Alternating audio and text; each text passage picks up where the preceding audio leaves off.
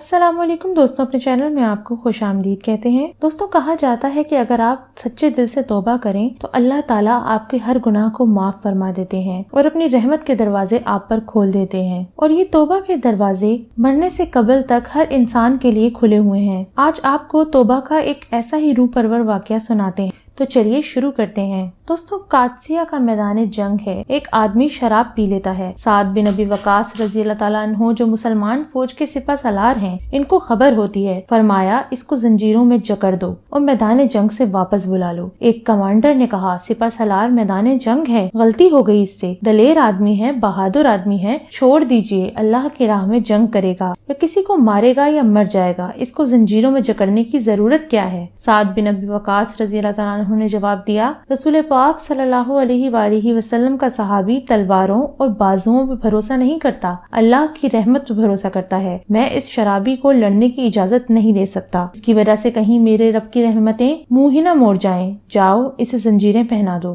سپہ سالار کے حکم پر اسے زنجیروں میں جکڑ دیا جاتا ہے اور خیمے میں ڈال دیا جاتا ہے۔ اب وہ مسلمان قیدی زنجیروں میں جکڑا اپنی آنکھوں کے سامنے دیکھ رہا ہے کہ میدان جنگ خوب گرم ہے، بے بسی اور لاچاری سے میدان جنگ کی جانب دیکھتا اور تڑپ اٹھتا، ہائے کوئی میری زنجیروں کو کھول دو، میں نے اپنے رب سے اپنے گناہوں سے معافی مانگ لی ہے، ہائے مجھے کوئی کھولنے والا نہیں، اور مسلسل آہو بکا کرنے لگا۔ سعد بن ابی وقاص کی بیوہ دوسرے خیمے کے اندر موجود ہے۔ زنجیروں میں جکڑے قیدی نے دوسرے خیمے میں ان کی موجودگی کو محسوس کرتے ہوئے پکار کر کہا، اے سعد کی بیوی، میری زنجیروں کو کھولنے میں میری مدد کریں، مجھ سے مسلمانوں کا گرتا ہوا خون دیکھا نہیں جاتا، وہ بدستور پردے میں رہتے ہوئے قیدی ہیں، تم نے گناہ کیا اور سپہ سالار نے تمہیں زنجیروں میں جکڑنے کا حکم دیا ہے۔ قیدی کہنے لگا، خدا کی قسم، اگر زندہ رہا تو خود آ کر زنجیریں پہن لوں گا، خدا را مجھے رہا کر دیں، میں نے اپنے اللہ سے معافی مانگ لی ہے۔ ادھر مسلمانوں کے لشکر پر شکست کے آثار گہرے ہوتے جا رہے تھے۔ کافروں نے ایک ایک صف پر حملہ کیا،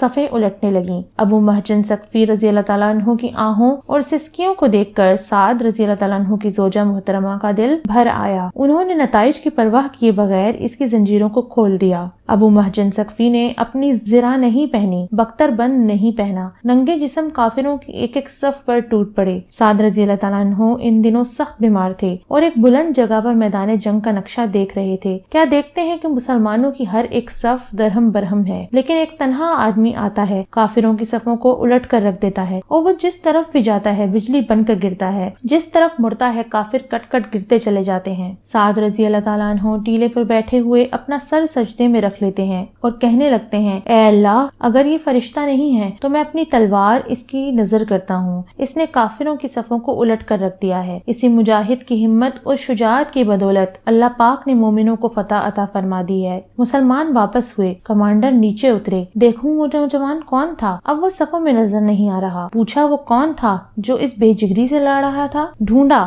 تلاش کیا، وہ وہاں ہوتا تو ملتا۔ خیمے سے بیوی آواز دیتی ہے، ایسے پسلار جس کو آپ ڈھونڈ رہے ہیں، اس نے اب زنجیریں پہن رکھی ہیں۔ سعد بن ابی وقاص پلٹنے لگے، بیوی کیا کہتی ہو؟ کہنے لگی، صحیح کہتی ہوں، یہ ابو محجن ثقفی ہے جس نے شراب سے توبہ کی اور تلوار تھام کے میدان جنگ میں چلا گیا۔ اس نے مجھ سے وعدہ کیا تھا کہ اگر زندہ لوٹا تو خود زنجیریں پہن لوں گا، اب یہ زنجیریں پہن چکا ہے۔ سعد بن ابی وقاص رضی اللہ تعالیٰ عنہ اپنی چھڑی کو ٹیکتے ہوئے اٹھے، ساتھیوں نے سہارا دینا چاہا، کہنے لگے، چھوڑ دو مجھے، میں اس شخص کے پاس اپنے پیروں پر چل کر جانا چاہتا ہوں جس کی توبہ نے اللہ کی رحمت کو آسمانوں سے زمین پر نازل کر دیا۔ سبحان اللہ۔ توبہ و استغفار میں دیر مت کریں، کیا خبر ہم میں سے کسی ایک کی توبہ اللہ رب العالمین آسمانوں پر موجود رحمتوں کو زمین پر لے آئے۔ اللہ کریم ہم سب کو توفیق عمل عطا فرمائے، آمین ثم آمین یا رب العالمین۔